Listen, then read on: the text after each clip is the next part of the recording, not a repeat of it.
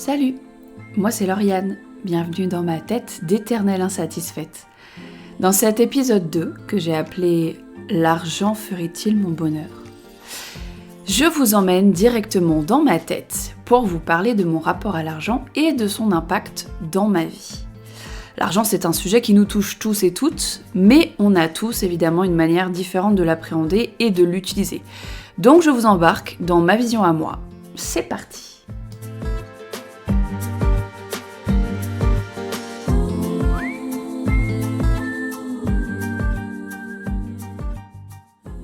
Je m'appelle Lauriane, alias Blablayaya sur les réseaux, j'ai 34 ans, je vis dans le Tarn près de Castres, je suis pacsée à Antony, avec qui je vis dans une maison que nous avons achetée il y a 6 mois.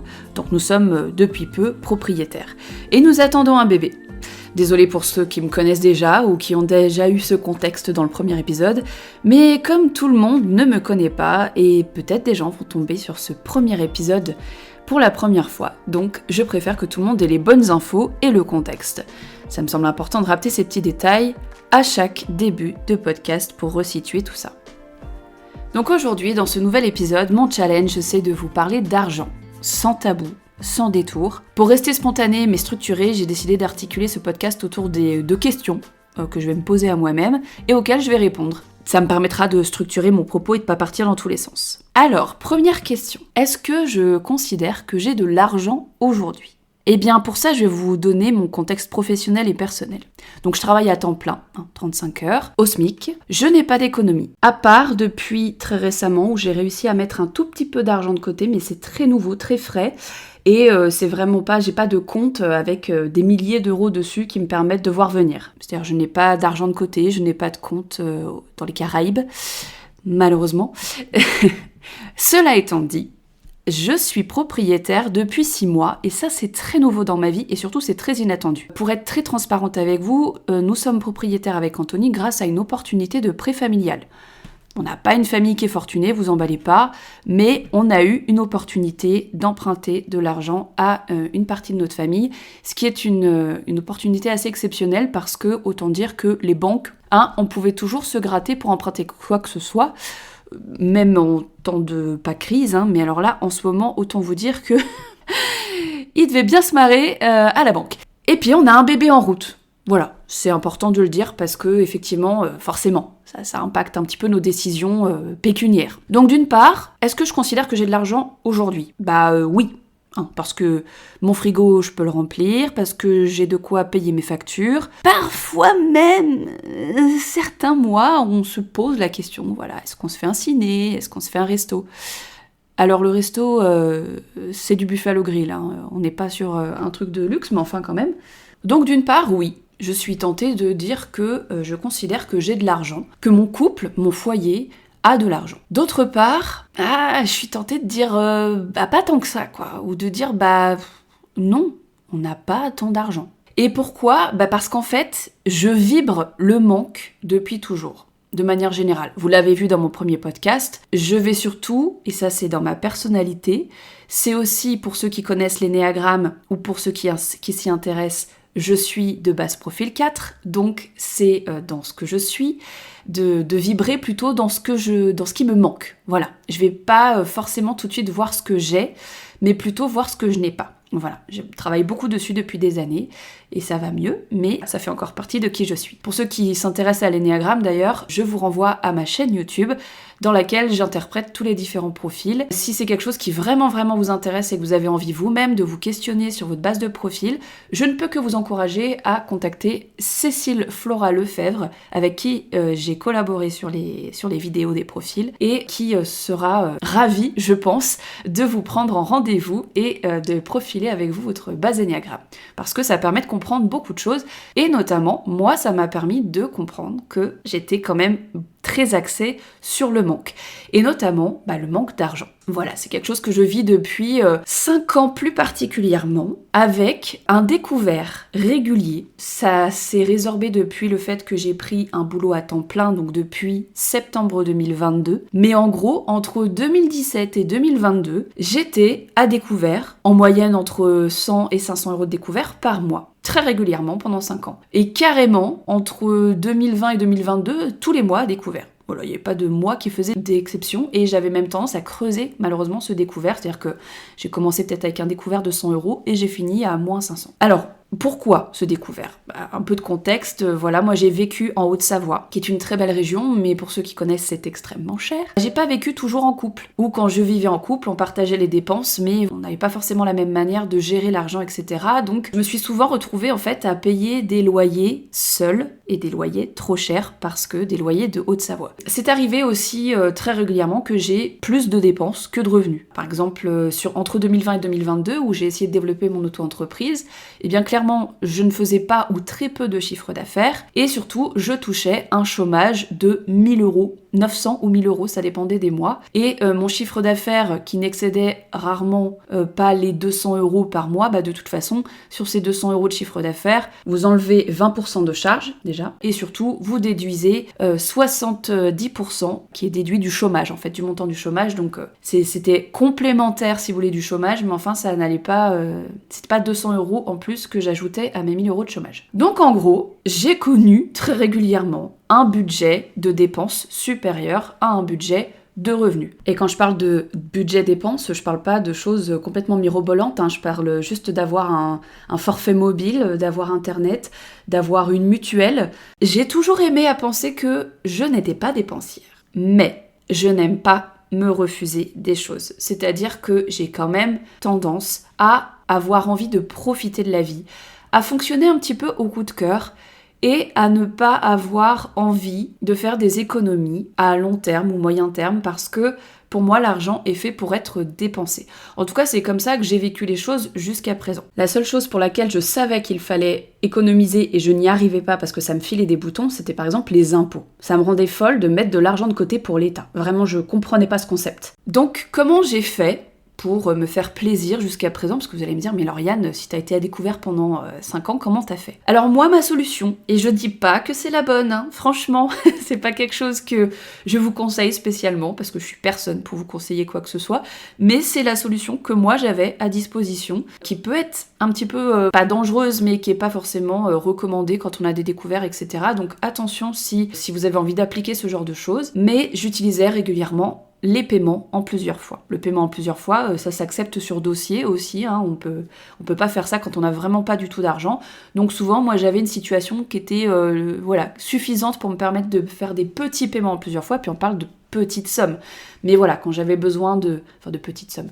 Quand j'avais besoin de me payer quelque chose, je sais pas, un matelas par exemple, allez, maximum quelques centaines d'euros, eh bien je faisais un paiement en plusieurs fois. Voilà, c'est comme ça que j'ai pu me payer mon super ordinateur que j'ai effectivement maintenant depuis 4 ans, qui me sert d'outil de travail, qui m'a servi pour mes vidéos, qui me sert aujourd'hui pour mes podcasts, et j'espère qu'il va pas me lâcher de sitôt.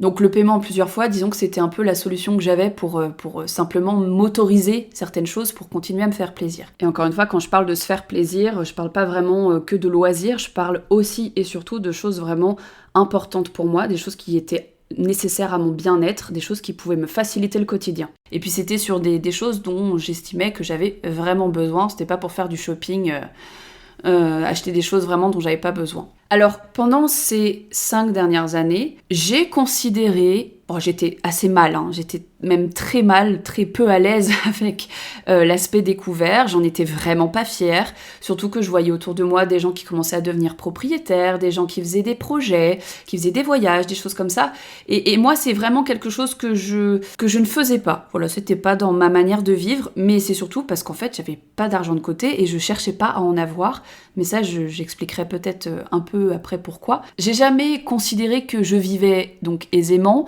j'ai considéré que j'avais de quoi vivre, ou en tout cas survivre, parce qu'en fait, techniquement, comme j'étais à découvert tous les mois, je devais de l'argent à la banque tous les mois. J'ai mis du temps à voir les choses comme ça, mais c'est une réalité.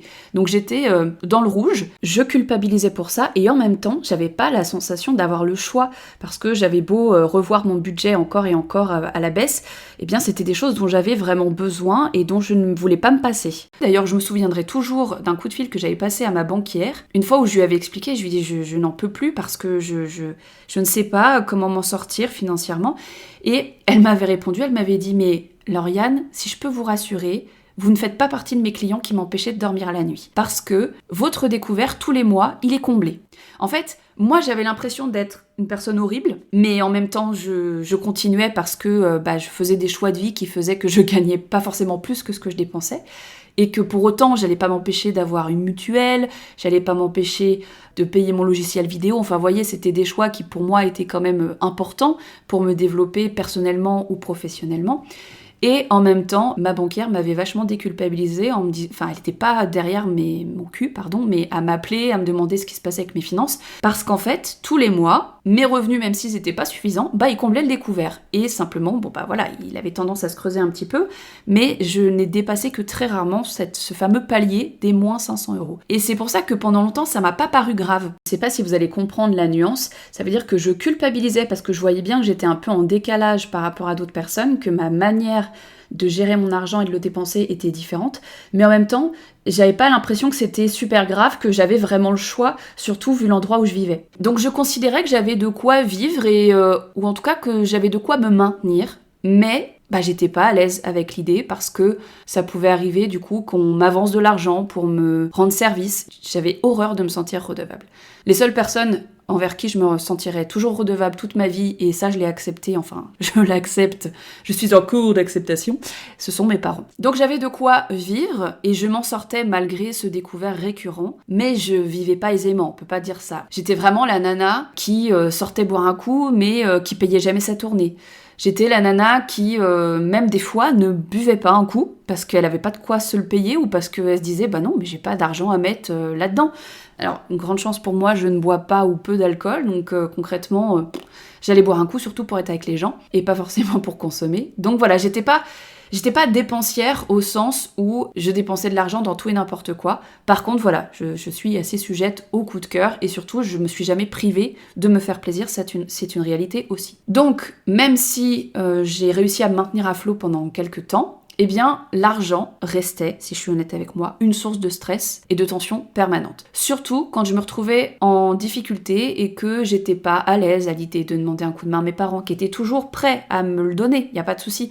Mais c'était une honte pour moi. Vraiment, c'était une honte de demander de l'argent, que ce soit à mes parents ou à une amie. J'étais pas à l'aise avec ça et en même temps, des fois, je savais que j'avais pas le choix et qu'en fait, c'est rare quand je demandais de l'argent, mais parfois, des personnes de confiance étaient au courant de ma situation et c'est arrivé qu'on me dépanne. Ça a été très rare et j'ai remboursé ces personnes dès que j'ai pu parce que je suis vraiment pas à l'aise avec ça. Mais c'est une réalité, je jonglais comme ça un petit peu ces dernières années. Aujourd'hui, ça va mieux parce que j'ai un boulot à temps plein, donc mon découvert s'est résorbé, mais la réalité, c'est que vous la connaissez tous, cette fameuse inflation en ce moment. Je sens que le découvert, il est pas là, mais il est pas loin.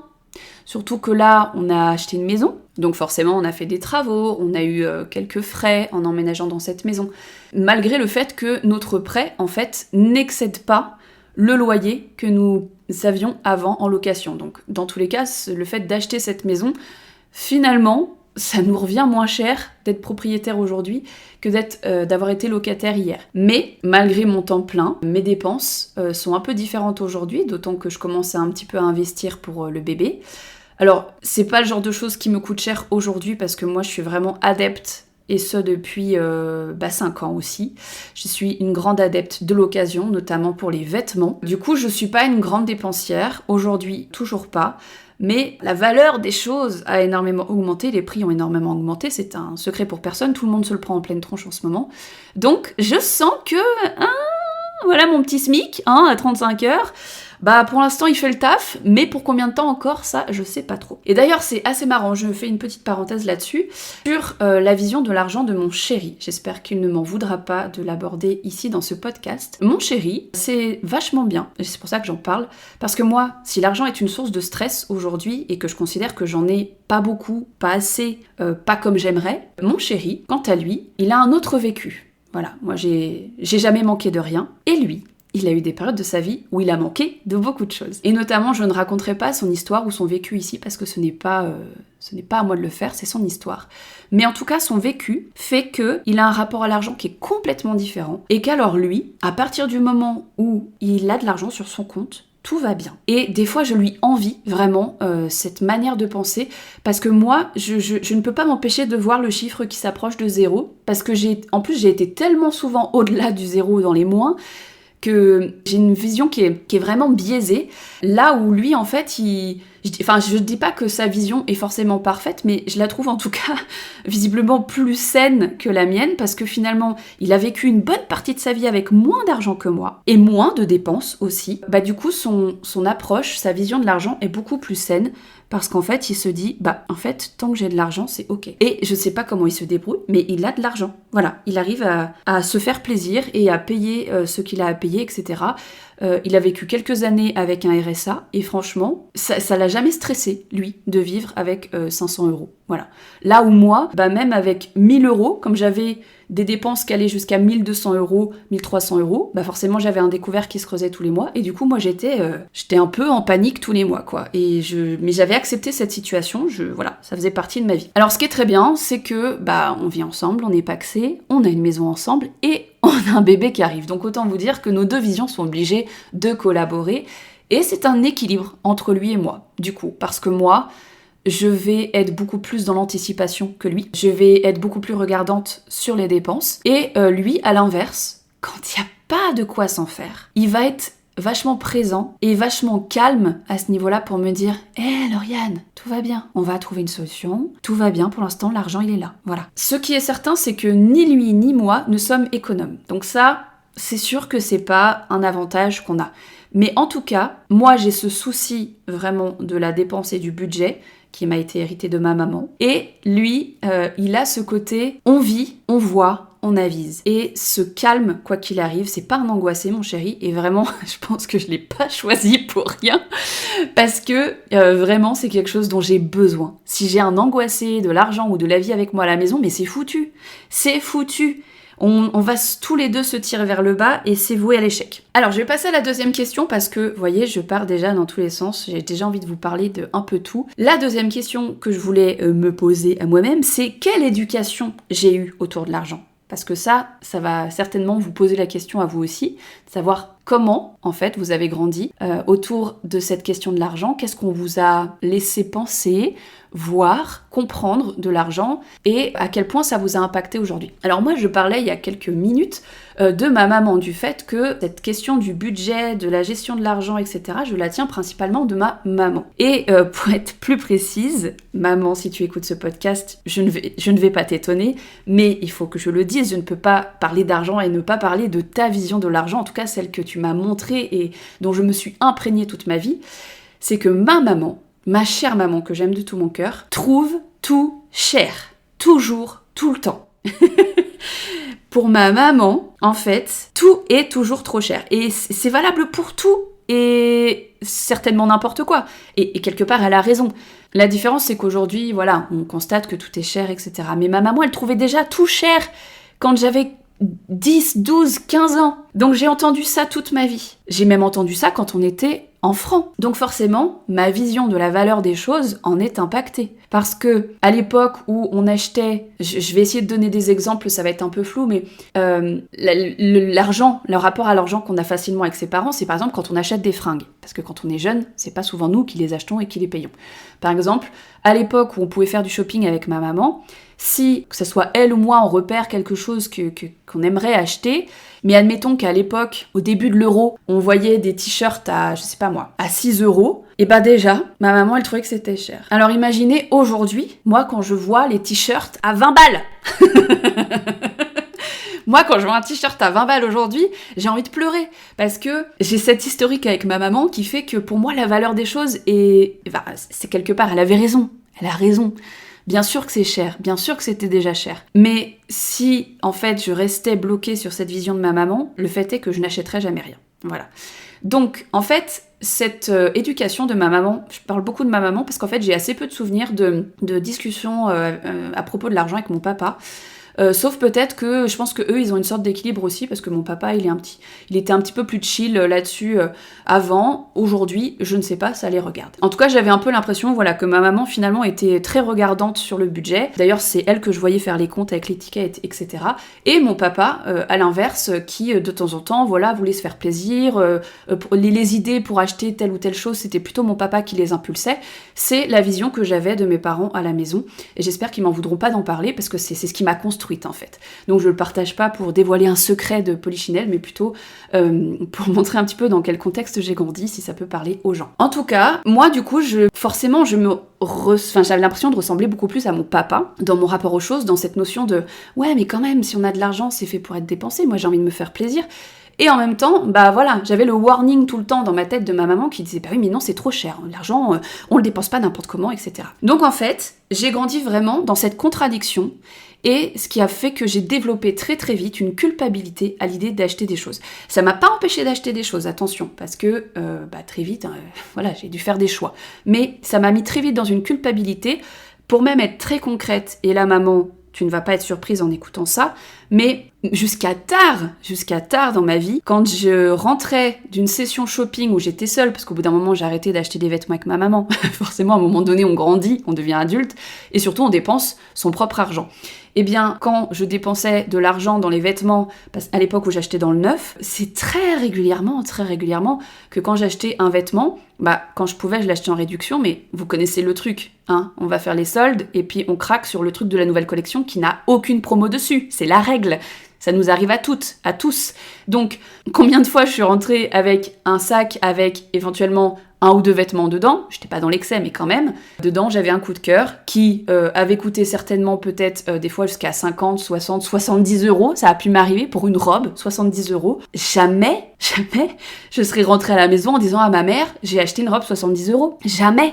Parce que souvent, ça venait dans la conversation, ma maman s'intéressait à ce genre de choses, c'était une manière pour elle aussi de savoir comment je gérais les choses, même quand j'avais 25 ans. Donc, je me suis toujours sentie obligée de dire combien ça m'avait coûté. Et très souvent, je me sentais obligée de mentir. Et ça, c'est quelque chose dont je suis pas fière, mais c'est comme ça. J'ai été éduquée autour de cette sensation que tout est cher.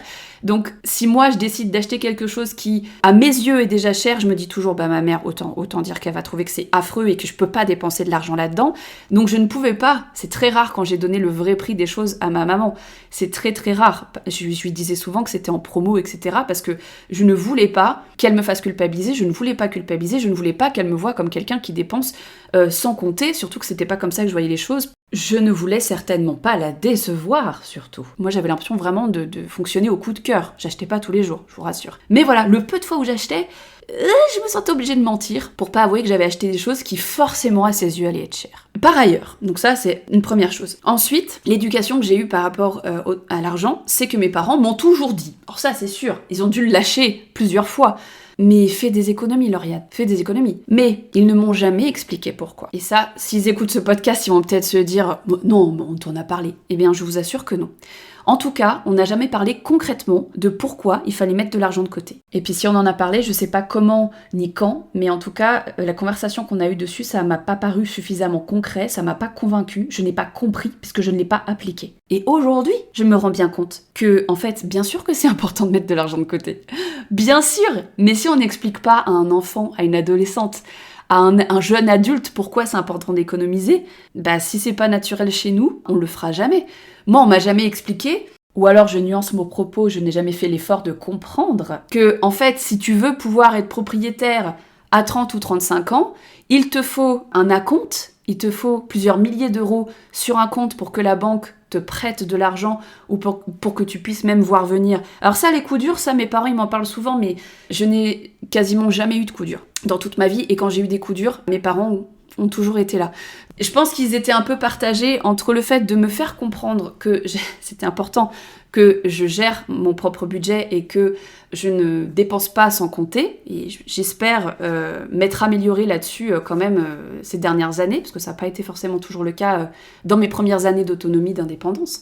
Mais la vérité, c'est que mes parents m'ont jamais laissé dans la merde.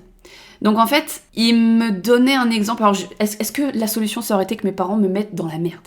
Me laissent dans la merde ? Est-ce que ça aurait été la solution ? Peut-être. Je sais pas, je sais qu'il y a des parents qui ont fait ça. Peut-être qu'il y en a qui écoutent ce podcast et qui disent « Ah t'as de la chance parce que moi, le jour où je me suis retrouvée dans la merde, mes parents, ils m'ont surtout pas accueilli chez eux, puis ils m'ont dit « Tu te démerdes ». Et je dis pas que c'est la bonne solution. Non plus. Moi, je trouve que c'est pas une solution. Moi, je pense que simplement, mes parents, ils ont communiqué avec moi. Ils m'ont dit ce qu'ils en pensaient, mais par contre, ils se sont pas sentis obligés, et je les remercie pour ça, ils se sont pas sentis obligés quelque part d'aller contre leurs valeurs, d'aller contre leur vision, de m'accompagner et de pas me laisser dans la merde, juste pour que je comprenne les choses. Voilà, et ça je les remercie parce que finalement, j'aurais peut-être compris plus vite, mais je leur en aurais voulu, j'aurais pas trouvé ça très sain, voilà.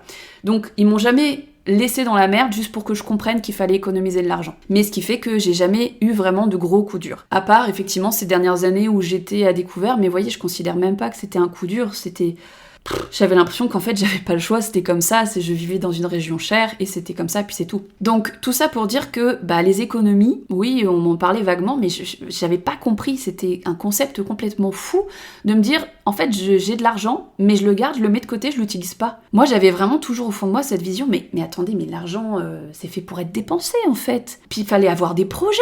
On économise parce qu'on a des projets. Moi je n'ai pas de projets. En tout cas j'ai des projets à court terme. Comme je l'ai dit dans mon premier épisode, je suis multipotentielle. Donc en fait, moi, mes projets, ils sont sur moins d'un an. Donc, quand on me demandait, tu te vois où dans 5 ou 10 ans, je savais pas quoi répondre. Et surtout, jamais j'avais songé, j'avais eu envie d'être propriétaire. C'est pas quelque chose qui m'attirait.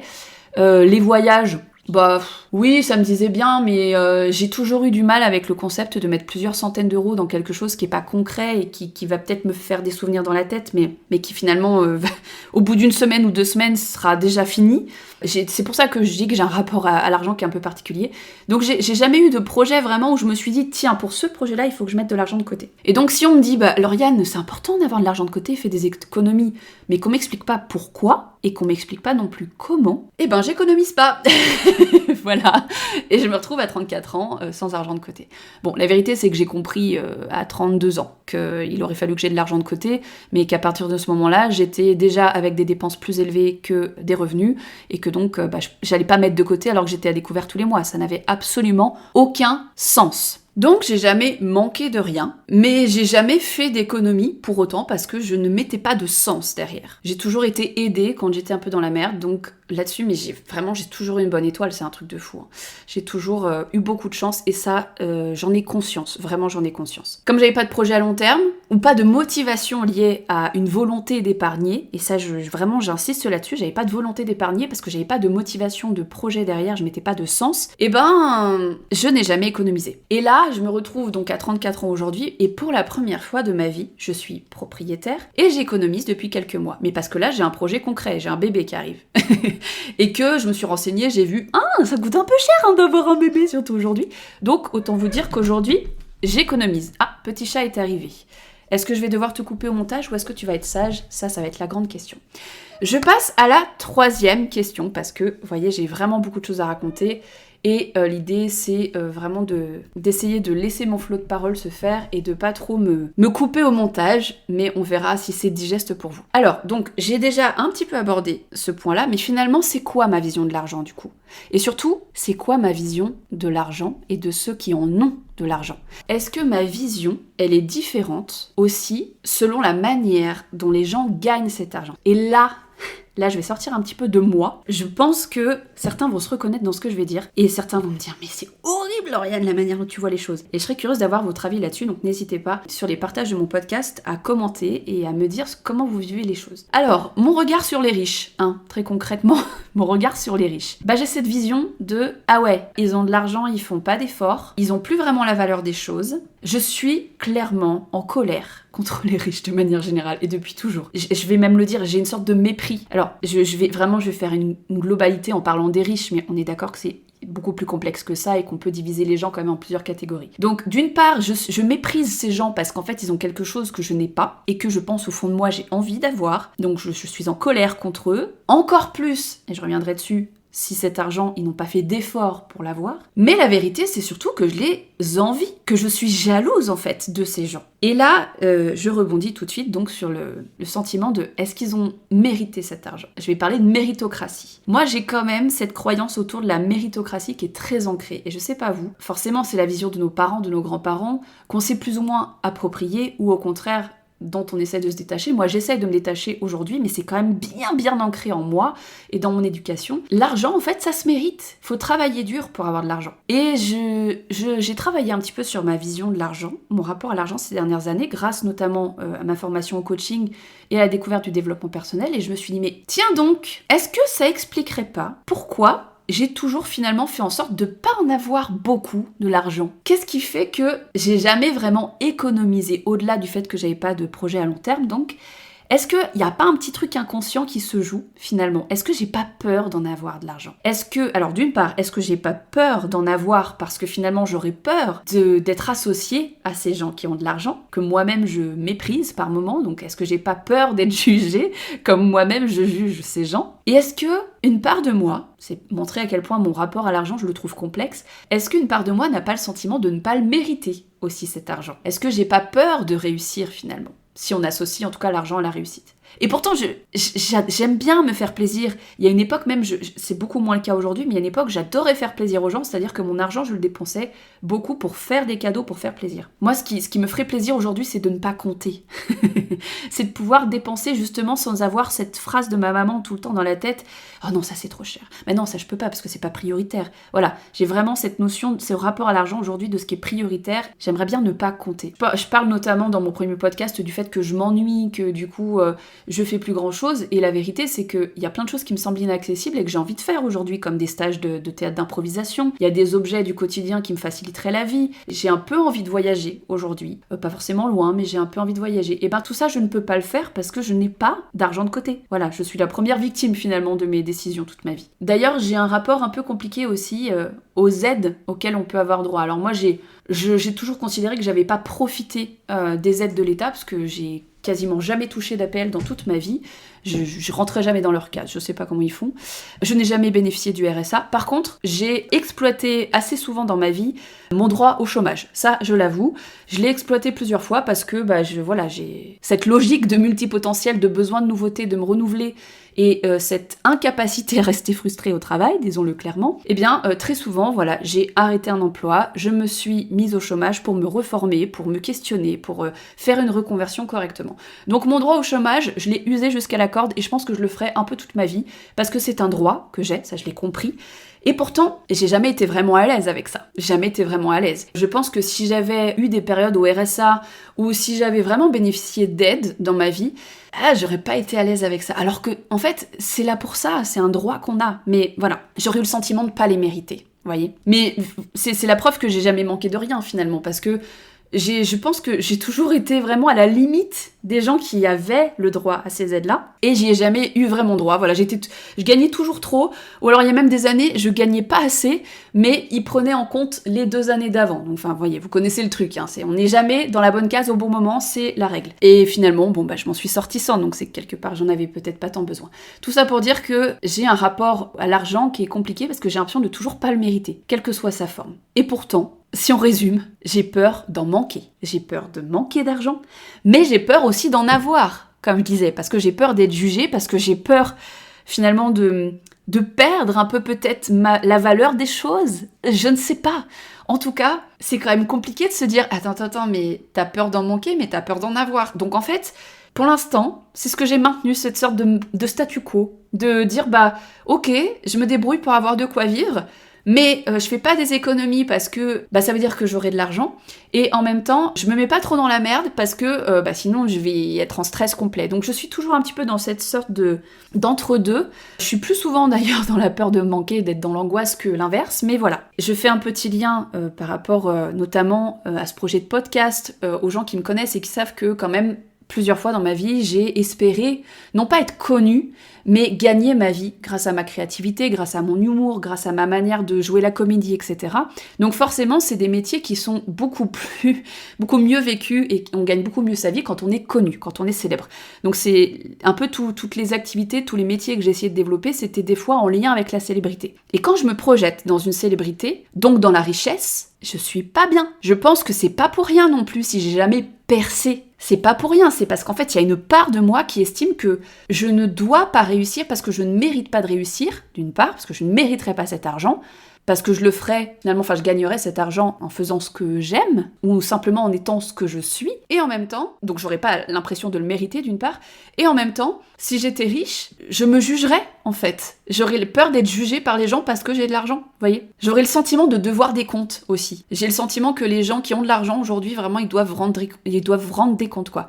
J'aurais trop peur d'être méprisée à mon tour parce que il faudra que je me justifie sur pourquoi j'ai de l'argent. pourquoi je l'ai gagné, comment je l'ai gagné et est-ce que je le mérite cet argent. Et ça me fatigue d'avance et je suis pas du tout à l'aise avec ce concept. Donc je pense qu'inconsciemment, c'est pour ça que jusqu'à présent, j'ai jamais eu beaucoup d'argent. Je passe à la question suivante, parce que je me suis promis de pas faire trop long ce podcast. En gros, si j'en avais de l'argent, j'en ferais quoi? Et surtout, on est là pour ça, on est là pour parler de ça. Est-ce que ça me rendrait heureuse? Et c'est une question que je vous invite à vous poser aussi. Si j'avais de l'argent, je ferais quoi? Alors déjà, il y a un rêve que j'ai depuis toujours, et ça, je pense que c'est le seul domaine dans lequel je me gênerais pas pour dépenser de l'argent et dans lequel je serais à l'aise, c'est le spectacle. Alors plus précisément, ça serait des tenues. Des tenues, pas pour la vie de tous les jours, des tenues de scène. Ça serait des costumes, des perruques. J'adorerais pouvoir dépenser de l'argent pour en fait me créer vraiment des personnages sur scène. Donc ça serait plus de l'argent que je verrais comme de l'investissement pour créer un spectacle. De l'argent pour me sentir belle sur scène, pour me créer vraiment des univers, des personnages sur scène. Donc là-dedans, je pense que voilà, si j'avais de l'argent, je dépenserais clairement là-dedans. Si j'avais de l'argent, j'aiderais aussi des personnes autour de moi qui sont dans la merde. Et ça c'est une réalité.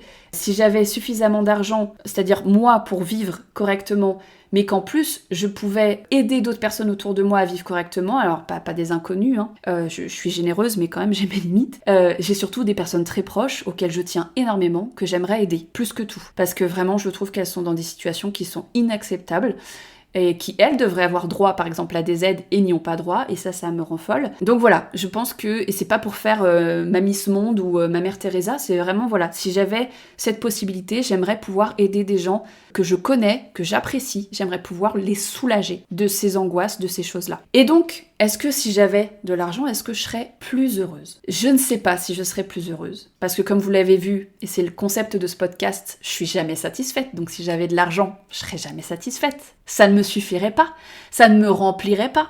En revanche, si j'avais de l'argent, ça m'enlèverait un stress qui est quand même permanent dans ma vie. Je suis quelqu'un de très stressé, malgré tout. Même si j'essaye de toujours prendre les choses à la rigolade et que j'ai beaucoup d'autodérision, je suis quand même très souvent stressée, et notamment par l'argent ou par la peur de manquer, la peur d'être redevable, tout ça.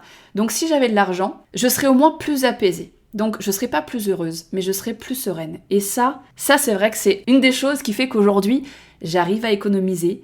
C'est une des choses qui fait qu'aujourd'hui, je me dis, si j'arrivais à gagner de l'argent sans forcément travailler comme une forcenée, ça c'est un sujet que je développerai dans un autre podcast sur mon rapport au travail, parce que ça va forcément s'entrecouper. Mais si j'arrivais à avoir de l'argent sans non plus me tuer à la tâche et que j'étais à l'aise avec cet argent que je gagne, je serais plus sereine. Et je serais heureuse de pouvoir faire plaisir aux autres, de pouvoir aider certaines personnes. Je serais heureuse de pouvoir me faire plaisir. Par contre, est-ce que je serais heureuse dans l'absolu? Ça, faut peut-être pas... Voilà, je peux pas dire dans l'absolu. Je vois bien qu'au bout d'un moment... Je rencontre, comme n'importe qui, des questions existentielles et des insatisfactions. Et ça, je le couperai pas au montage, j'assumerai.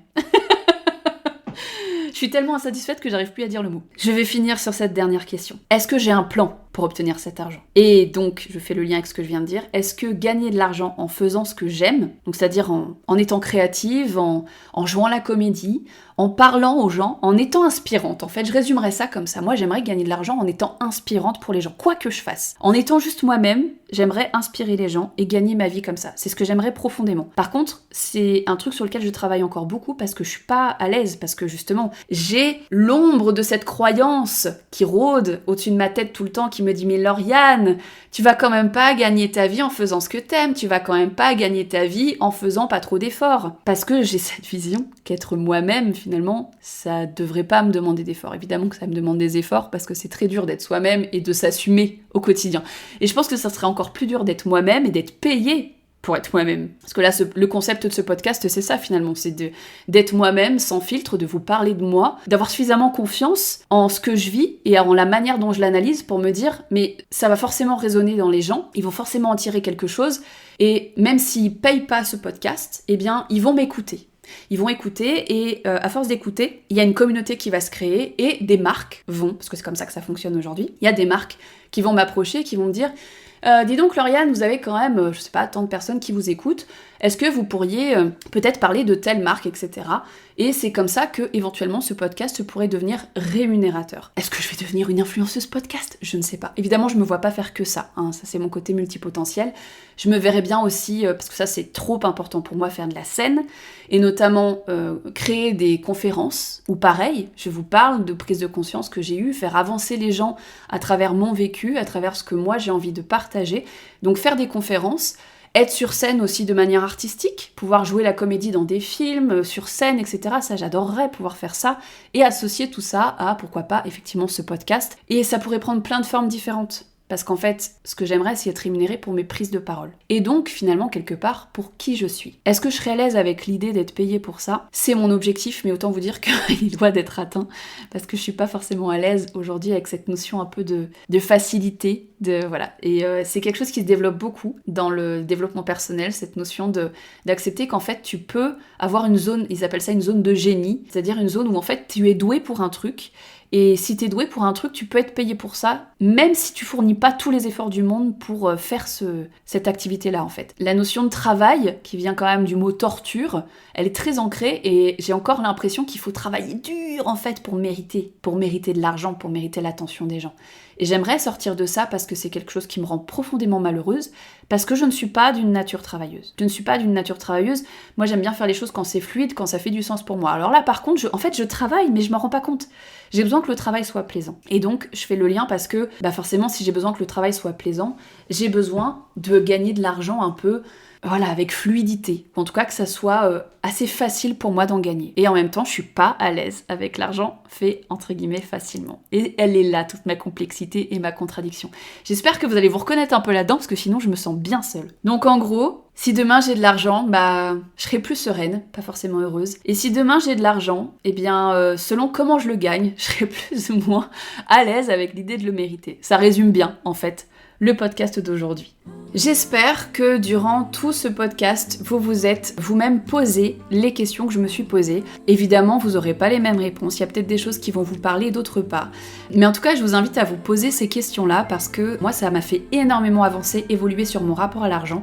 Et donc, ça m'a fait avancer dans la vie tout court. Parce que l'argent, c'est quand même une part très importante de nos vies. Et surtout en ce moment, parce qu'on est clairement dans une période de crise. Donc, ça prend beaucoup de place. Et je pense que je suis loin, très loin d'être la seule à être stressée par cette notion d'argent actuellement et par les prix qui s'envolent et par l'impact finalement sur nos projets, sur nos envies, que ce soit au quotidien ou dans le futur. Donc je vous invite vraiment à vous poser ces questions-là et à essayer de clarifier votre vision de l'argent, ne serait-ce que pour vous apaiser par rapport à ça, tout comme moi finalement comprendre pourquoi vous culpabilisez sur certaines choses et peut-être décortiquer ça pour sortir un peu de la culpabilité, parce que la culpabilité et le stress sont des choses, je vous apprends rien, c'est pas très bon pour la santé.